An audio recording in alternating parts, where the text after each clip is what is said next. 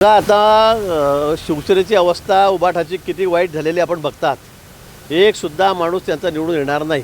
त्यांना असं वाटतं विधान परिषद म्हणजे काय, काही कामाची नाही आहे। महापालिका ठरले, एक ठिकाणी त्यांना यश आलं नाही, जिंकता आलं नाही, महापौर करता आलं नाही, ते तेच म्हणतायत काय करायचं इथे, ते तेच म्हणतायत ही काय कामाची आहे। आत्ता निवडणुका झाल्यात नगर परिषदांच्या, नगरपालिकांच्या, तिथे काय राहिलं त्यांचं, म्हणजे जे तिथे हरतायत त्या ठिकाणी त्यांना असं वाटतं हे काही कामाचंच नाही, अशा पद्धतीने ते बोलत आहेत। पण आता लोक स्वीकारायला तयार नाही, मतदार त्यांना स्वीकारायला तयार नाही, कुठेही त्यांना आता जागा राहिलेली नाही। इथे सुद्धा 17पैकी एकही जागा त्यांची निवडून येणार नाही आणि म्हणून मग अशी वायफाट बडबड ते करत राहत आहेत। पिंकी माळीने विदीप जाधव ज्यांना विमा कंपनी आता ते म्हणाले की हे पैशावाला तिकीट देत आहेत, त्यांना देत आहेत। आता मी शिवसेनेचा तुम्हाला इतिहास सांगू का, कोणाकोणाला तिकीट दिली यांनी आतापर्यंत, राज्यसभेवर कोणाला तिकीटं दिलेत, एकत्रित कार्यकर्त्याला यांनी पाठवलं का आतापर्यंत, कोणालाच नाही।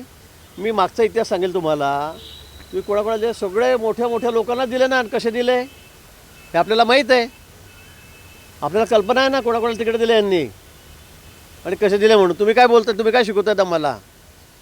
राऊतसाहेब तुम्ही मागचा इतिहास तपासा की आपण राज्यसभेवर कोणाकोणाला पाठवलेला आहे आणि मग आमच्याशी बोला।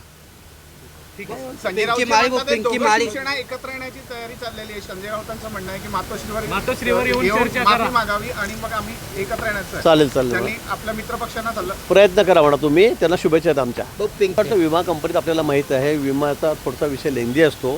कुठलाही साधा रस्त्यावरचा विमा बघा, बस बदला बघा, ट्रक खाली कुठे चिरलं, थोडा वेळ लागत असतो त्याला, त्या ठिकाणी क्लेम असतो, त्या ठिकाणी मग कोर्टामध्ये काही कारवाई केली जाते आणि त्यानंतर तो त्याला कोर्टाकडूनच तो विमा मिळत असतो।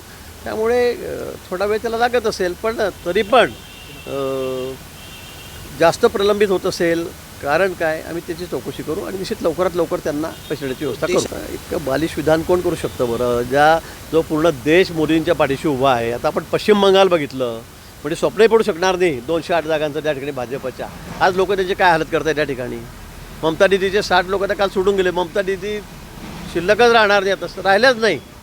म्हणजे इतका अनुकूल परिस्थिती आम्हाला या ठिकाणी, ते म्हणतात पंतप्रधान मोदीजी पुढच्या वर्षी राहणार नाही, म्हणजे आता यांच्या विधानावर हसावं का रडावं हेही समजत नाही आम्हाला।